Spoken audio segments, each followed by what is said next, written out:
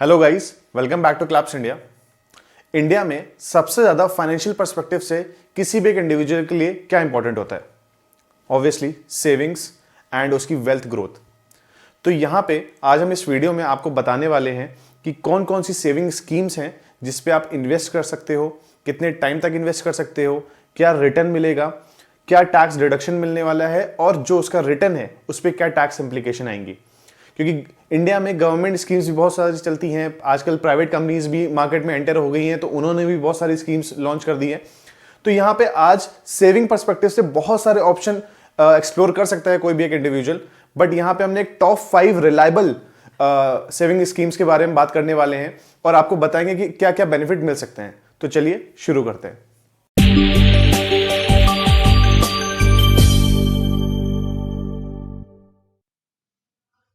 तो सबसे पहले हम बात करते हैं पीपीएफ और ईपीएफ की। तो पीपीएफ आप जैसे जानते हैं कि आप सेपरेटली यहाँ पे किसी भी नेशनलाइज्ड बैंक में आप अकाउंट ओपन करा सकते हैं और इसका जो लॉक इन पीरियड होता है वो 15 इयर्स का होता है।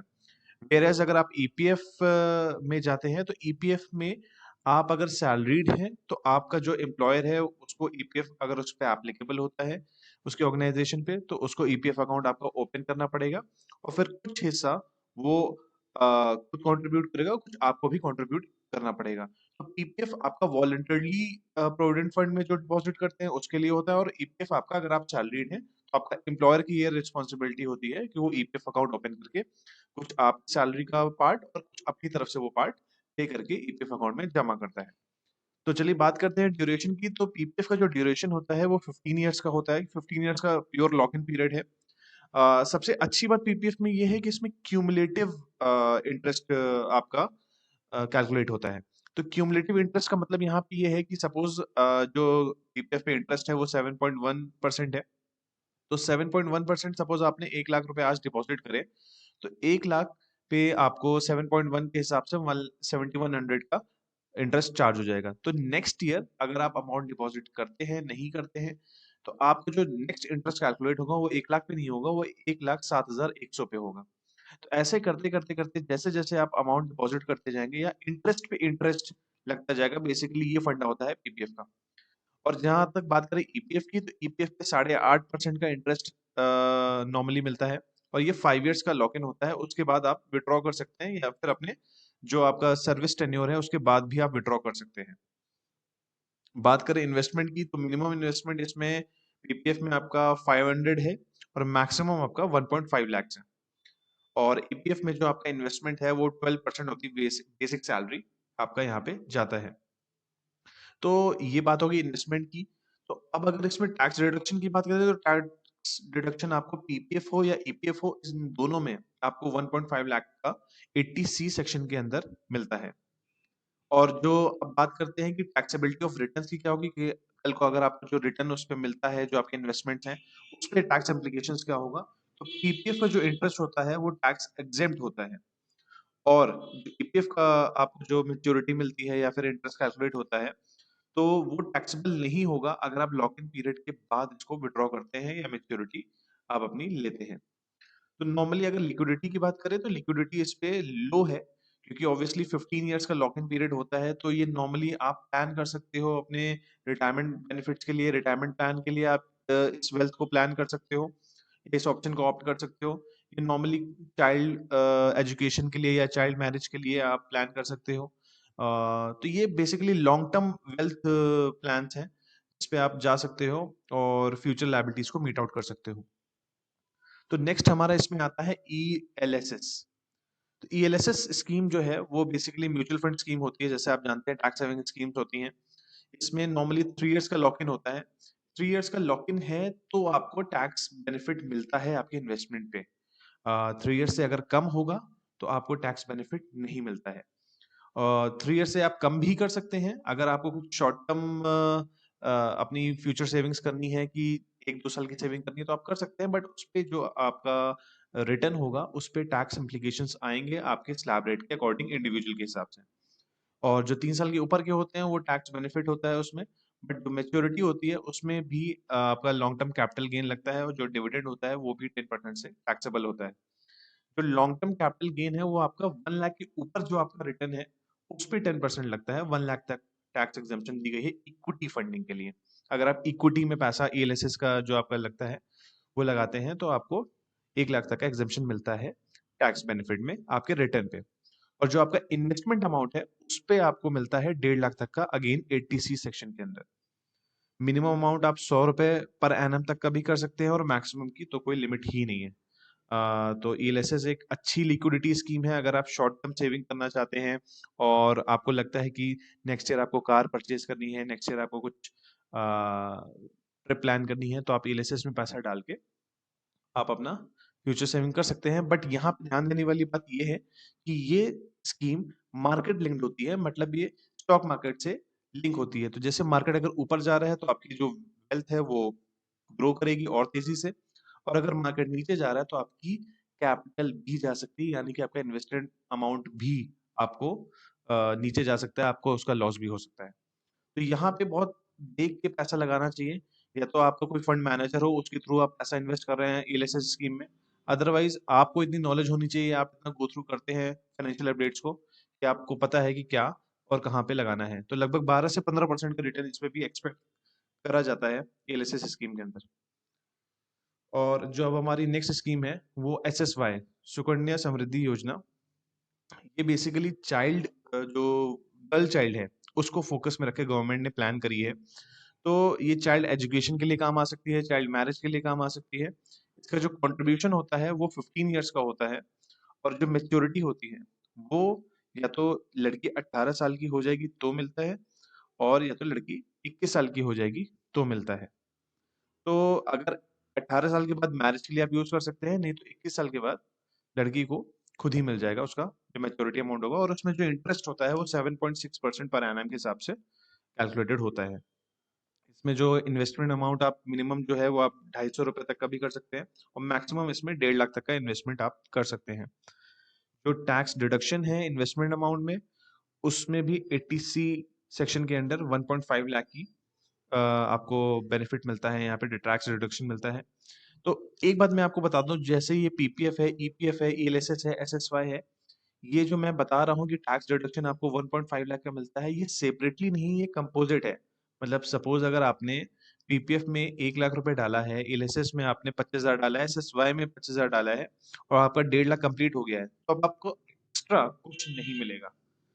अगर आपने सपोज 25 की जगह एसएसवाई में 30,000 डाल दिया है तो भी आपको सिर्फ 25,000 तक का ही टैक्स डिडक्शन मिलेगा, क्योंकि आप पहले ही 1,25,000 यूटिलाइज कर चुके हैं। एसएसवाई में जो आपका टैक्स इम्प्लीकेशन है, आपकी जो इंटरेस्ट या रिटर्न ऑन इन्वेस्टमेंट है उस पे, वो टोटली टैक्स एग्जेम्प्ट होता है, इंटरेस्ट जो उस पे मिलता है। और जो उसकी लिक्विडिटी होती है ऑब्वियसली ये लो होती है, क्योंकि कंट्रीब्यूशन ईयर्स पीरियड जो है आपका ये 15 ईयर्स का होता है, और ये आपको गर्ल चाइल्ड मैरिज या गर्ल चाइल्ड एजुकेशन के लिए आप यूज कर सकते हो। तो वहां पे लिक्विडिटी ऑब्वियसली इसकी लो होती है, क्योंकि आपको ये काफी टाइम बाद इसका रिटर्न आप मेच्योर या रिन्यू करा सकते हो। अब जो सबसे आपका लॉन्ग टर्म प्लान है वो है एनपीएस। एनपीएस यानी कि new pension scheme. New pension scheme में बेसिकली दो टीयर होते हैं, टीयर 1, टीयर 2। टीयर 1 तो ऑब्वियसली आपका टोटली इसमें आपका 2 लाख तक का एग्जेम्पशन है, यानी कि 1.5 लाख तक का आप का जो एम्प्लॉयर आपके में डाल रहा है वो आप यूटिलाइज कर सकते हो, और 50,000 का एडिशनल बेनिफिट मिलता है अगर आपका एम्प्लॉयर और इन्वेस्ट करना चाह रहा है या आप भी वॉलंटरली इन्वेस्ट करना चाह रहे हो।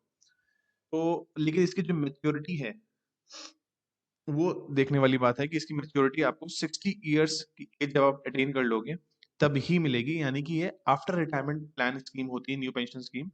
और उस पे जो रिटर्न है वो 8% पर एनम का मिलता है। यहाँ पे टीयर 1, टीयर 2 में ये है, टीयर 2 में आप वॉलंटरली खुद से पैसा डालते हो एनपीएस में, कि कल को आपको रिटायरमेंट प्लान आपको करना है, और अगर आपको फ्यूचर में पैसे अपने लिए चाहिए तो आप वॉलंटरली भी पैसा डाल सकते हो, वो टीयर 2 कैटेगरी में आता है, बट उसका टैक्स डिडक्शन कुछ भी नहीं मिलता है यहाँ पे हमें। और जो टीयर 1 स्कीम है उसके अंदर अगर आप पैसा डालते हो तो आपको यहाँ पे टैक्स डिडक्शन मिल जाएगा। और जो टैक्स इम्प्लीकेशन है रिटर्न पे, तो वहां पे एनपीएस में आपको दो ऑप्शन दिए जाते हैं। एनपीएस में आपको 60% जो आपका फंड होता है वो आपको एज लमसम अमाउंट मिल जाएगा, कि एक साथ मिल जाएगा, तो वो आपका टोटली टैक्स फ्री होता है। बट जो 40% अमाउंट होता है वो आपको पेंशन के फॉर्म में पर मंथ बेसिस पे आपको मिलता रहेगा हमेशा आफ्टर 60 इयर्स ऑफ एज। तो वो जो होता है वो आपकी स्लैब रेट के अकॉर्डिंग, जो इंडिविजुअल का स्लैब रेट होता है उसके अकॉर्डिंग टैक्सेबल होता रहेगा। तो इसमें लिक्विडिटी की बात करें तो लिक्विडिटी ऑब्वियसली वेरी लो है, क्योंकि अगर आज आप 25-26 की एज पे हो या 30 की एज पे हो, तो आप 30 साल बाद यानी कि जब आप 60 साल के हो जाओगे तभी आप इससे पैसा विड्रॉ कर सकते हो। इसमें कुछ एग्जेम्पशन दी गई हैं कि कुछ आप एडवांस मनी विड्रॉ कर सकते हो, आप पार्शियल विड्रॉल कर सकते हो, लेकिन वो कुछ सर्टेन कंडीशंस हैं कि अगर आपकी चाइल्ड मैरिज है, अगर कोई मेडिकल सीवियर कंडीशन है, कैंसर रिलेटेड या ट्रांसप्लांट रिलेटेड, तो ही आप इसमें 25% तक का अमाउंट विड्रॉ कर सकते हो पार्शियल विड्रॉल पे। अदरवाइज आप कोई भी अमाउंट इससे विड्रॉ नहीं कर सकते हो। जो इन्वेस्टमेंट की बात करें तो इन्वेस्टमेंट में इसमें 1000 रुपए पर एनम से लेके आप कितना भी अमाउंट इसमें डाल सकते हो, और आपको 2 लाख तक की एग्जेम्पशन इसमें मिलेगी। जैसे मैंने आपको पहले बताया था कि 1.5 लाख तक की तो आपको मिलती ही मिलती है, और 50,000 की एडिशनल मिलती है अगर आपका एम्प्लॉयर इसमें कंट्रीब्यूट करता है। तो ये बात होगी एनपीएस की। और अब चलते हैं हमारे लास्ट सेविंग स्कीम की तरफ, जो कि है नॉर्मली आप सब जानते होंगे, एफडी यानी कि फिक्स डिपॉजिट। तो fix deposit basically 7 days to 10 years तक का होता है, एज पर योर कन्वीनियंस, कि आप कब तक की एफडी कराना चाहते हो, उसके बाद आप रिन्यू भी करा सकते हैं। तो ये आपके शॉर्ट टर्म बेनिफिट से लेके लॉन्ग टर्म जो लायबिलिटीज होती हैं या प्लानिंग होती हैं उसको मीट आउट करती हैं। बट यहाँ पे क्योंकि अब आज की डेट में जो एरा है, गवर्नमेंट स्कीम्स इतनी आ गई हैं, प्राइवेट कंपनीज इंश्योरेंस में इतनी आ गई हैं कि एफडी में जो इंटरेस्ट है वो नेशनलाइज्ड बैंक या कोई भी बैंक इतना अच्छा प्रोवाइड नहीं कर पा रहा है जो किसी भी इंडिविजुअल को अट्रैक्ट करे एफडी में इन्वेस्ट करने के लिए। तो जैसे कि आप देख सकते हैं इंटरेस्ट इसमें 5.5% पर एनम से लेके 7.8% पर एनम तक है। वो बैंक टू बैंक डिफर करता है, और जो आपका मिनिमम अमाउंट है वो 500 है, और मैक्सिमम की कोई लिमिट नहीं है। जो टैक्स डिडक्शन है इन्वेस्टमेंट पे वो आपको 1.5 लाख तक का मिलेगा, अगेन 80C के अंदर, ये कंपोजिट है। और जो आपका इंटरेस्ट है वो आपका स्लैब रेट के अकॉर्डिंग टैक्सेबल होगा, और जो टीडीएस है वो 10% डिडक्ट होगा ओवर एंड अबव ऑफ 40,000। अगर आपका एफडी इंटरेस्ट एनुअली 40,000 है तो टीडीएस नहीं डिडक्ट होगा, बट अगर 40,000 के ऊपर आपको एफडी इंटरेस्ट मिल रहा है तो उस पर 10% टीडीएस एप्लीकेबिलिटी आएगी। लिक्विडिटी ऑब्वियसली क्योंकि 7 days to 10 years तक का है, वो हाई लिक्विडिटी मॉडल में आता है कि आप कभी भी पैसा विड्रॉ कर सकते हो, मैच्योरिटी करा सकते हो उसकी। बट जो टैक्स रिडक्शन है ये 1.5 लाख की, वो 7 days to 10 years में अगर आप 5 साल का लॉक इन करते हो या 5 साल से अबव की एफडी कराते हो तो ही आपको ये टैक्स रिडक्शन मिलता है, अदरवाइज आपको टैक्स रिडक्शन नहीं मिलता है। तो यहाँ पे गवर्नमेंट का सिंपल सा लॉजिक ये था कि सपोज अगर आपने आज कराई और कल आपने मैच्योर करा ली तो इसमें टैक्स डिडक्शन आपने ले लिया बट आपने सेविंग नहीं करी। तो यहाँ पे गवर्नमेंट का पूरा पूरा अप्रोच ये है कि आपको सेविंग के लिए प्रमोट करता है और सेविंग के लिए पुश करता है ताकि आप 5 साल तक का लॉक इन करो, और उसके लिए गवर्नमेंट आपको डिडक्शन देती है।